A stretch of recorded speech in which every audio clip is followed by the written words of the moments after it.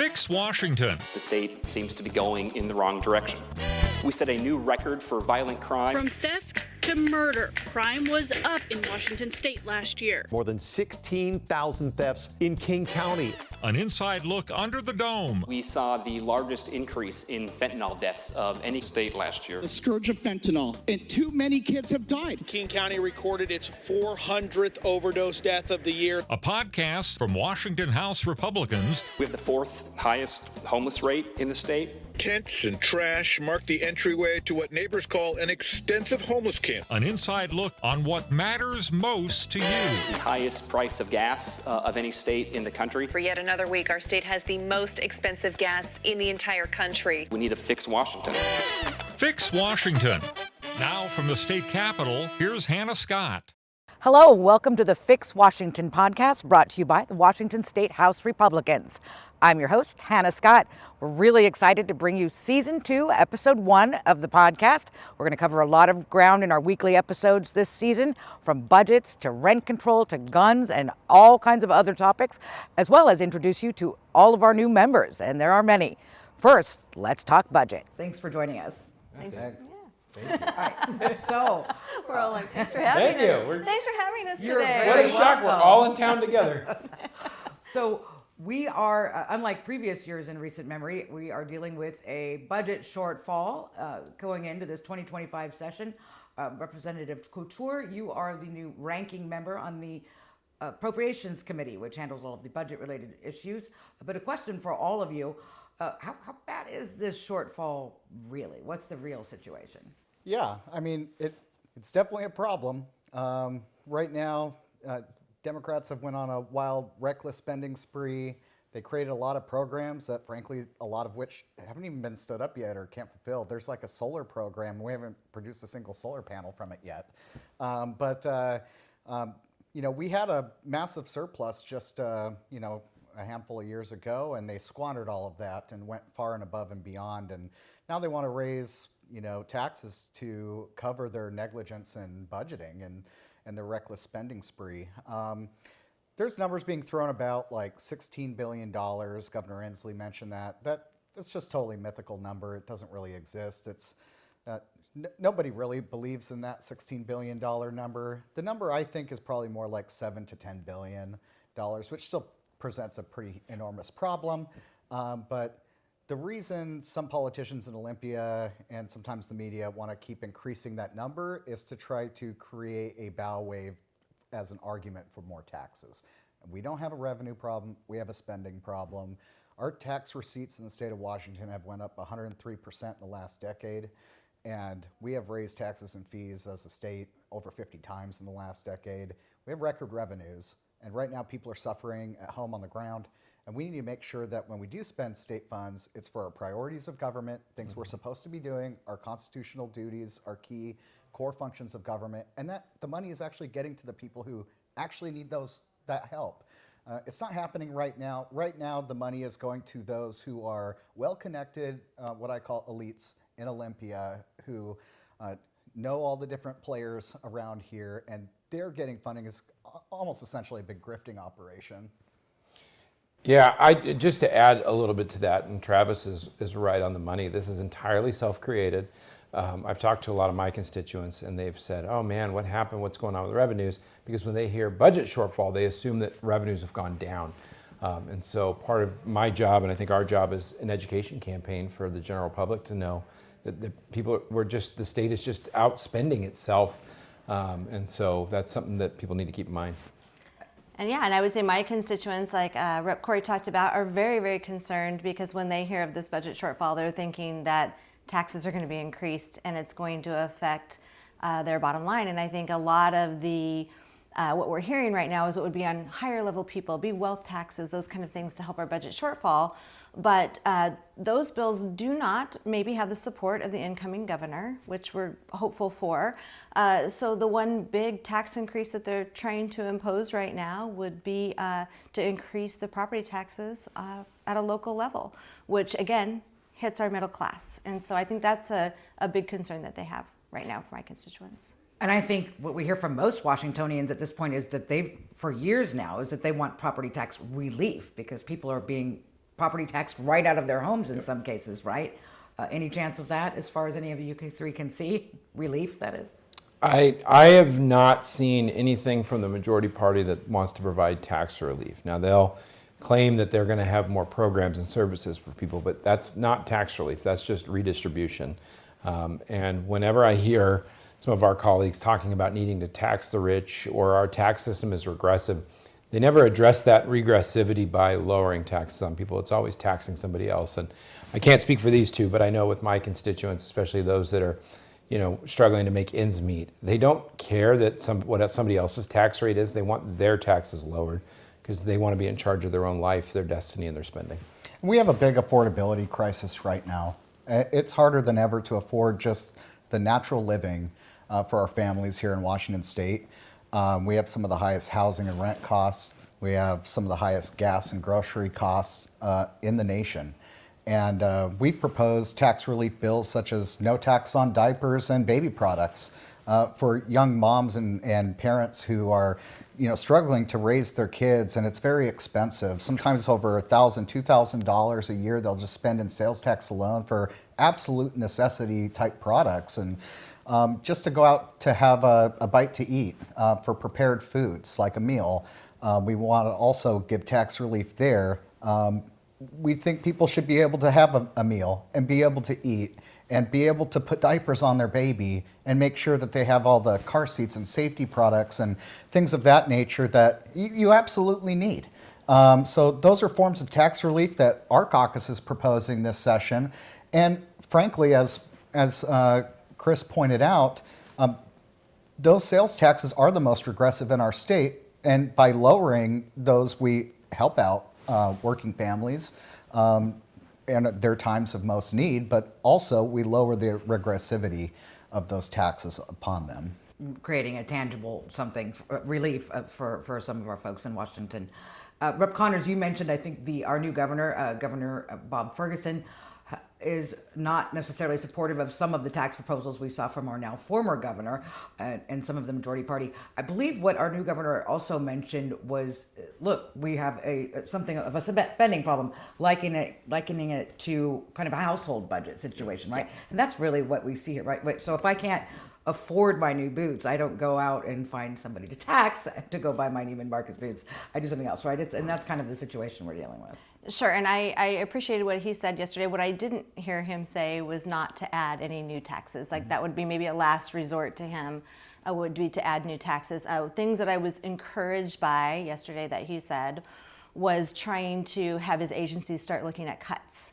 So that maybe we don't have to add new taxes. I am always happy to see Governor Gary Locke in the up in the wings, and he back when he was in governor, he had a budget deficit that was about 10%.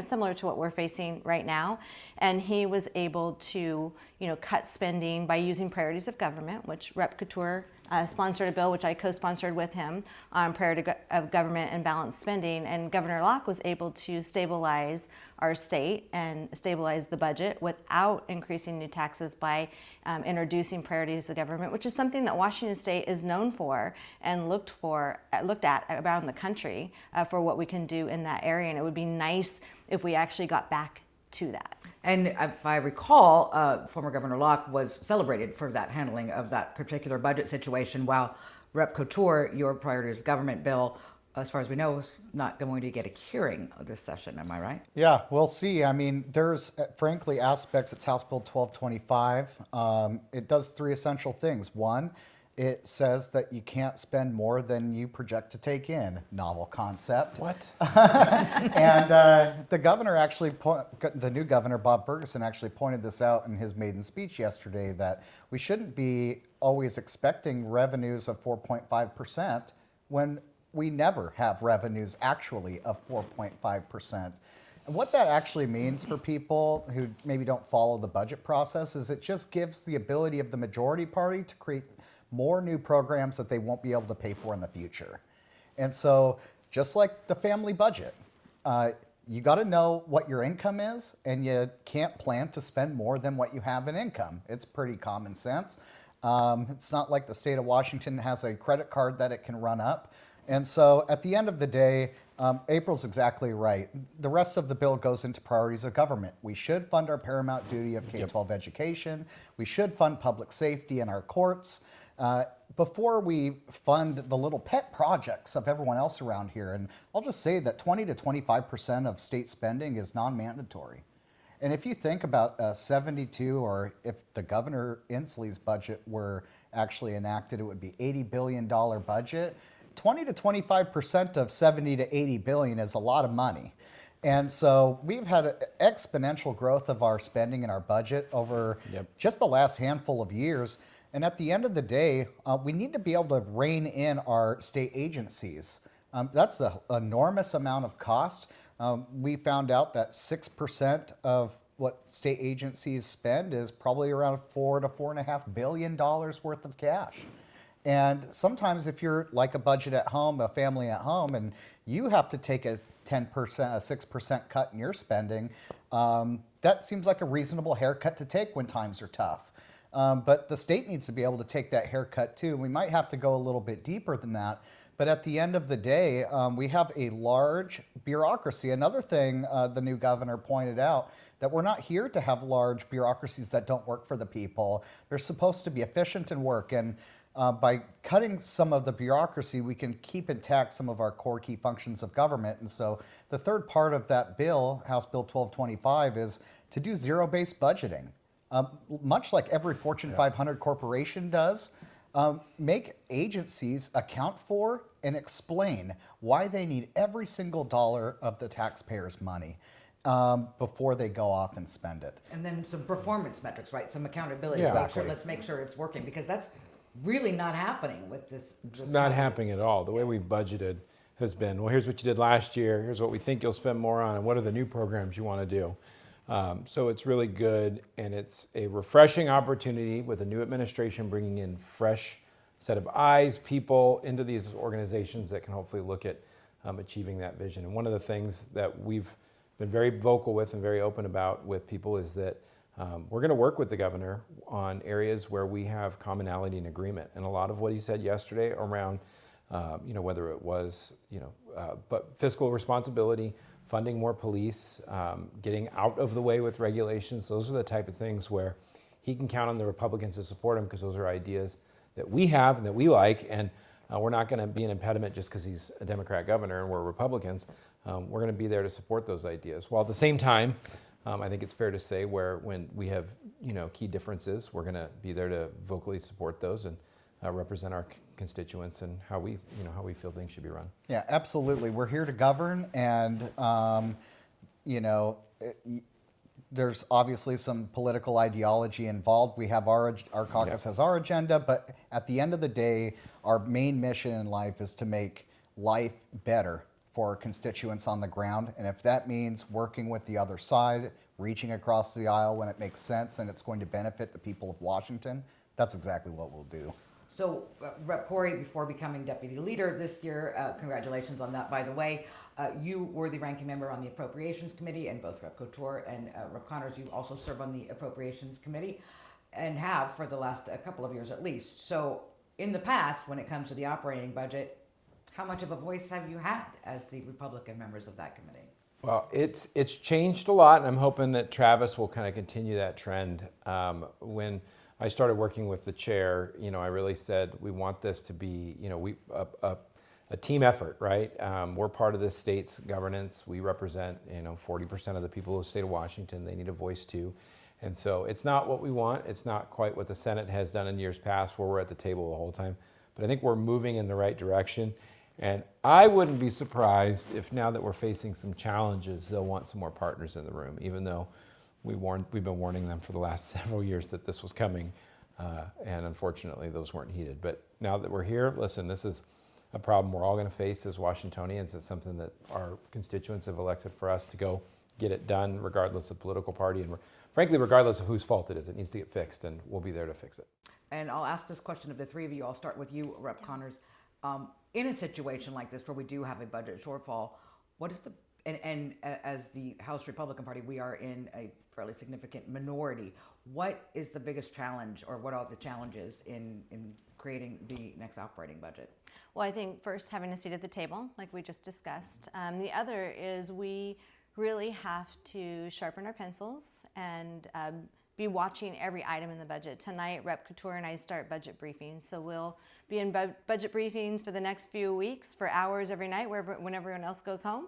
And we'll be going through every single item on the state budget by category, and we'll be there listening. We'll be there writing down places where we think can be cut to give our input to the majority party to hopefully have, like Chris said, a spot at the table to be able to do that this year. Corry, in your experience, what are the biggest challenges for our current situation? I think there's still a pretty big political divide. There's a decent sized majority gap over there.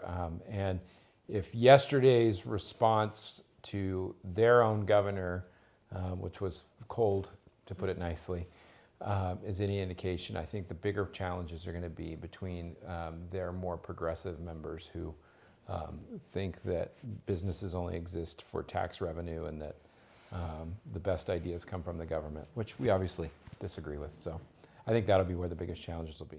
And as the ranking member on appropriations this year, what do you think the biggest challenge is going to be for you? Yeah, I think ditto to all of those points, but I think just to add upon that is that, again, having priorities of government really helps you set the table for what you should fund first and what you should fully fund. What Olympia has, the majority in Olympia has done, in my opinion, in the last couple of years is do a little bit for everybody, but not enough for anybody. And when you try to spread the peanut butter thin, you don't really always solve any problems. Our schools are failing and also failing financially at the same time, but yet while still getting the most money they've ever gotten. And so sometimes it's not just about throwing money at something. We have to be thoughtful about our reforms. So a budget is a test of willpower, right? And it's a test of willpower for people at home too. Those with willpower and discipline in their family budgets don't rack up large debts. And maybe they have a savings.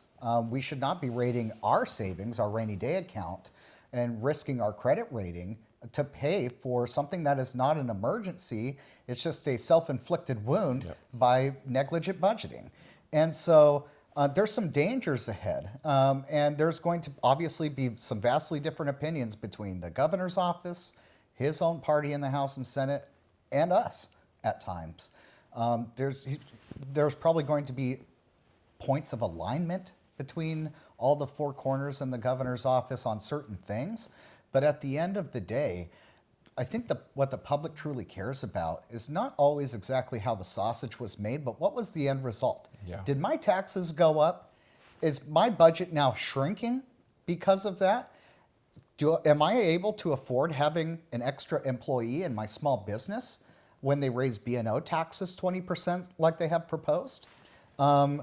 Am I going to be able to establish and innovate a new business and hire hundreds of new employees in the state of Washington to do technology or manufacturing with a new unrealized capital gains tax? And am I going to be able to live here in my retirement? My district has a lot of retirees who are already being crushed with high property taxes and the economy with inflation.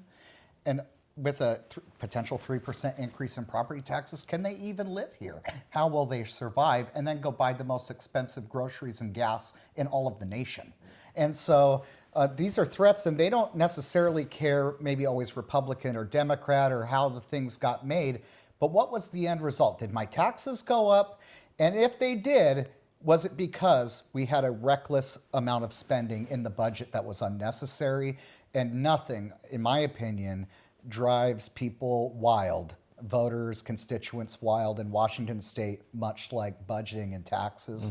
And so I think that if I were to issue a prediction based on kind of the first week here and how things are kind of, the situations are aligning, like I wouldn't be surprised if we're heading to a special session. Okay. We're like, wow. Bum, bum, bum. And I do want to ask, and I think we've had a lot of crises in this state for quite some time. Housing and childcare, all of these things are so important.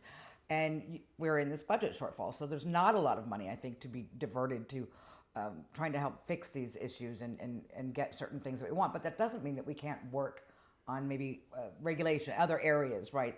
So the legislature and House Republicans can maybe get something done on those fronts, despite the budget concerns, right? Yeah, absolutely. I think those are all areas where oftentimes the solution isn't money. The solution is getting rid of bad policy. And so getting in, listening to stakeholders, whatever we want to call them, the people that are actually impacted by these things, and saying, similar to kind of what the governor's message was yesterday, like, what are we doing that's getting in your way? And if we're asking that question, how do we get out of the way? Our system, our free market enterprise system, is actually really good at correcting itself and correcting those things. We unfortunately, have been in a state and a mode where the answer to government-created problems is more government, and we know that oftentimes does not work. Actually, often, all the time doesn't work, but hopefully we'll start listening and just get the hell out of the way. And I have just one last question. I think a lot of people, when you start talking about a $75 billion, $80 billion budget, they're, the average Washingtonian is like, they don't necessarily, it's hard to wrap your head around it. But they can still have a voice and be involved in this process and make their opinions on what they want known. Can you each kind of just give some advice about how they should do that? Sure, I would say that, contacting your individual legislator is always a good idea. Mm-hmm. We have great ways to do that from our, our House Republican website, or they can contact us through there, or you can go to ledge.wa.gov and look up to see who your representative is, and make sure that your issues are known. I mean, we want to hear from you. They can also sign in for committee hearings to tell us they're opposed to new taxes. We see, in our office, we see hundreds of emails a day, and the more that we see, the better. Like, we want to hear people's voices. We want to know how they feel. We want to know what position they have on, especially taxing them. I mean, that's an important deal to share. Yeah. And to help stay informed, you can follow the Washington State House Republican Caucus on its social media pages, whether it be YouTube, X, Instagram, Facebook. We're always posting up-to-date information on there. What are the bad bills that are coming, and how to be involved, and how to testify, and how to get in contact with your legislators, and how to come to the Capitol and do a Hill Day or whatever it may be. So, you can go on any one of those platforms and you can like and subscribe. And that's how you can stay informed on top of the website and other things that April mentioned. And if you're opposed and you speak out and you do a remote testimony or come down to testify against some of these tax bills, it matters. The volume of people who come to talk, that can make a difference in what our policies end up being. And our Instagram has gotten a lot better the last 2 years. Yes, so. It's super fun to follow. It is. And that Instagram is good. So any closing remarks from anybody? Kind of encouraged after hearing from our new governor? I mean, I'm encouraged, but the proof's going to be in the pudding, right? And we are going to be there to help get those things done and hold him to account on what his promises were. So I'm pretty sure I can speak for them both when I say we're ready to work. Let's go. We're excited to be here. Our group, the House Republicans, is probably some of the most excited I've seen them, and eager and anxious to fix problems, which is it's really amazing to have. Yeah, absolutely. The door was kicked open for long abandoned solutions here in Washington that our party has championed for years now, and that is the exciting part. Yeah. Right? And but Chris is absolutely right. The true test doesn't come from a speech. The true test comes at the end of a veto pen at the end of session. And so you still have to trust but verify, as Ronald Reagan would say. You have to stay vigilant. You can give someone some credence and some credit for what they've promised to do, and still be vigilant and still be able to work with the other side. But it's much easier sometimes and better for all of the state of Washington when there's some bipartisan cooperation reaching across the aisle when it makes sense. But hey, when things don't make sense and they don't align with our values and we don't think they're going to be right for Washington, we'll be the first people to stand up against them. Absolutely. And I think that I'm ready to roll up my sleeves. I'm also ready to go over to the other side of the aisle and talk to many of their members that are more moderate Republicans, because I think that maybe they have a different tone after the governor's speech yesterday, maybe they'll have their more moderate members of their caucus are going to have feel more emboldened to be able to work with Republicans this year. So I'm excited about that opportunity to do that. Well, great. Thank you, all three of you, for joining us. Really appreciate it. Thank you. Thank you. We have several new members in the 2025 session who are here for their first time in the House of Representatives. Each week, we'll give you a little introduction to them and learn more about their priorities and what they hope to accomplish here. First up, 2nd District Representative Matt Marshall. Welcome, 2nd District Representative Matt Marshall, a freshman House State Representative. We're in week 1 here for the 2025 session. How's it going? It has been a little bit overwhelming, quite busy, but it's going well. Going well. What do you think the biggest challenge has been as a freshman lawmaker so far? Well, figuring out who does what, especially with support. Lots of ideas, lots of things I want to get done, but right now I can tell you where most of the restrooms are, so I've got a good start. There you go. But a big challenge for freshmen just coming in is we have a lot of support staff to help us be effective, and just learning who does what has been a huge learning curve. Well, we appreciate you taking the time to join us on a busy week 1.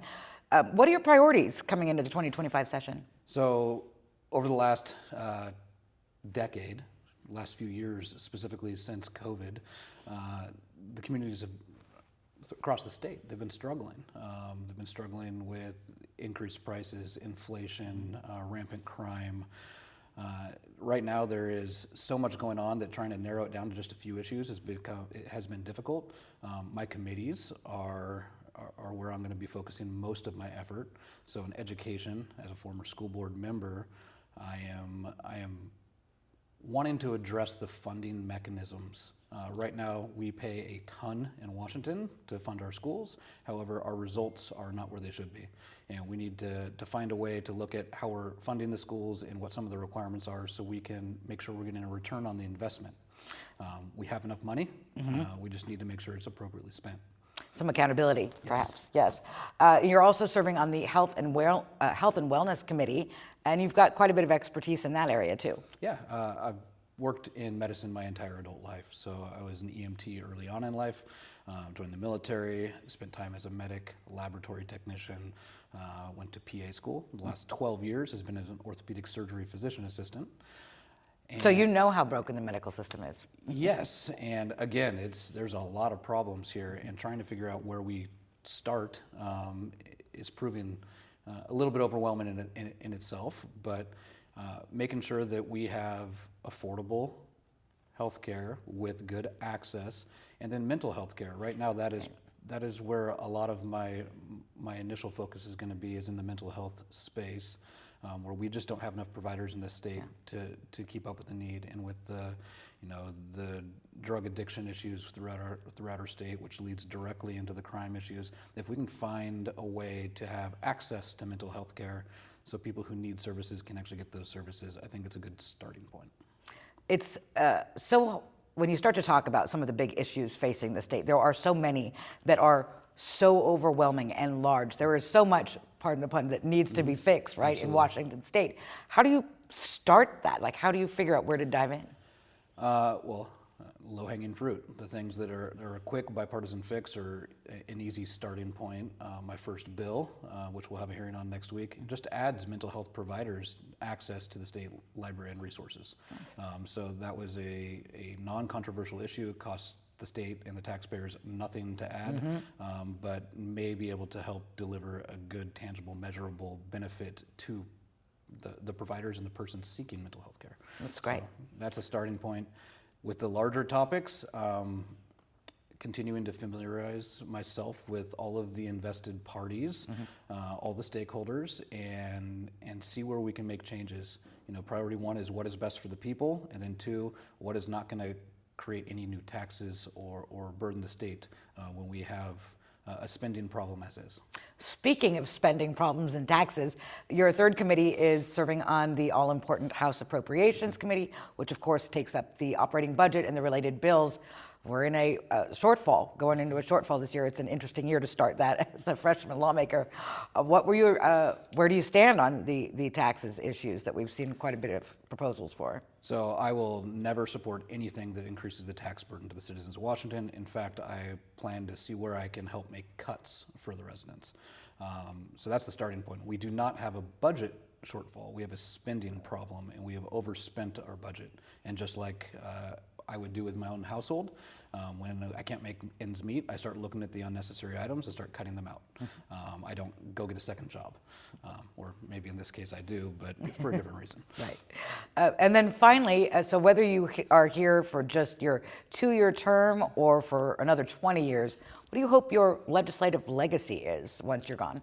My legacy would be giving power back to the people, being a representative of the people. I believe in individual and personal rights, and I think that our state has a track record of standing on them. And so I'm going to do everything I can to fight for the people and decrease the bureaucracy and increase the individual liberties. Great. Well, thanks so much for joining us. Appreciate it. One of the big issues last session, and one that came up immediately on the first day of the 2025 session, was rent control. We all know we have a housing crisis in the state of Washington. We just don't agree on how to fix it. Rent control is not the answer, according to House Republicans. Here with more on that is Representative Chris Corry. Fix Washington with Hanna Scott, a podcast from Washington House Republicans. Welcome back to the Fix Washington podcast. We're here with our new deputy leader, Representative Chris Corry. Thank you for being here. Of course, my pleasure. Okay, so first week of session, and right out of the gate, first couple of days of session, we saw the rent control bill already go through committee. Yeah, this is seems like a push that they want to just get done fast and furious as a way to, they think it's a way to solve some of our rental problems. But at the same time, they've admitted what the real issue is, which is, housing, lack of affordable housing, lack of housing in general. What they haven't addressed is why do we have that? And most of that, unfortunately, is self-inflicted. And obviously, I don't believe that the rent control is going to be the silver bullet that solves the problem that they think it is. So, and a lot of folks living in Washington State who feel, a lot of renters especially, who are feeling the pinch in the housing. Sure. Rents have more than doubled for a lot of folks in the last decade or so here. They might think rent control is the answer to their problem. That's their immediate tangible relief, but that's not really the case. No, and it may sound good on paper, but when you actually dig into the details and you see that rent control from data across this country has shown that when it's implemented, it actually doesn't help keep costs affordable. There may be small examples where somebody has, a certain thing in there, but unfortunately, overall, it basically guarantees rent increases. For everyone.